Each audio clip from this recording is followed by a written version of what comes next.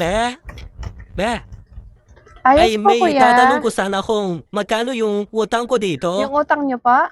Paka-compute naman ako, be. Wait lang po. Alam ko nasa 400 plus lang po. Hindi ko lang sure kung magkano yung exact amount. Wait lang po. Ay, ito. Total ko lang po, kuya. Sige lang, be. Patotoo na lang muna ako ng utang ko. 478 po lahat. O 70 ha? Apo. Paid ko na po ba? Magbabayad na po. Be, magbabayad na ako. 478. Listahan kuya ko ninyo. Hindi na, be. May Hindi. ko. Pwede Sige. na ko niya sa bahay, eh. Ito yung bayad ko. Magkano po ito? Langin mo na lang 500, tatay, 500. May Ha? sukli pa po kayo na 22 pesos. Sige. Ay, siya nga pala, be. Pwede na ba kami mangutang ulit Oo yan? naman kuya, pwede na ulit yan kasi bayad naman na yung utang nyo eh. Sige. Salamat, Kasi pinapautang mo kami. Ito po yung sukli niya kuya. Thank you Pag po. mangungutang na lang ulit kami, no? Pag na-short sa budget, ha? Sige po, okay lang po. Importante, nagbabayad po. Sige. Sige Salamat. po. A few moments later. Be, Ay, yes te. nagbayad na ba ng utang yung asawa ko? Ay, oo, kakabayad lang niya kanina lang. Pwede na ba kami mangutang ulit niyan? Pwede naman na mangutang ulit kasi bayad naman na yung utang niyo. Ano ba uutangin mo sana? Uutang sana ako ng itlog. Itlog. Oo. Ilan? 6 na piraso lang. 6. Magkano pala yung 6 na itlog? Magkano yung 6? 54, tag 9. Sige be, 6 na piraso Sige lang. lang, wait lang na. Ito lang ba? Padagdag na rin ako ng sardinas, be. Anong sardinas? Yung mega na lang, yung hindi maanghang. Mega na di maanghang. Ilan?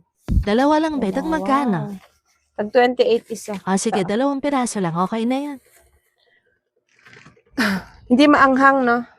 Oo, yung hindi maanghang. Tag 28 isa. Bali, 56. Sige, be. Okay na yan. Ano pa? Ito. Wait lang, nakalimutan ko kasi. Ano pa? Magic sarap, 1 piraso. Isang magic sarap. Palista na lang muna ako ulit dito, ha? Paano na lang? Sige, lista ko na lang. Salamat. Buti pa dito, madali kami Wala nakakautang. naman problema. Nagbabayad naman kayo eh. Madali naman ako magpautang kasi alam ko naman yung mga makukunat magbayad. Tsaka yung mga marunong magbayad. Siyempre, pag marunong magbayad, nakakautang ulit. Kaya kami hindi kami nagpapasira Wait lang, ng hi, lista ko lang. pagbabayad para may malapitan ulit kami. Nakalista na ba, be? Okay na?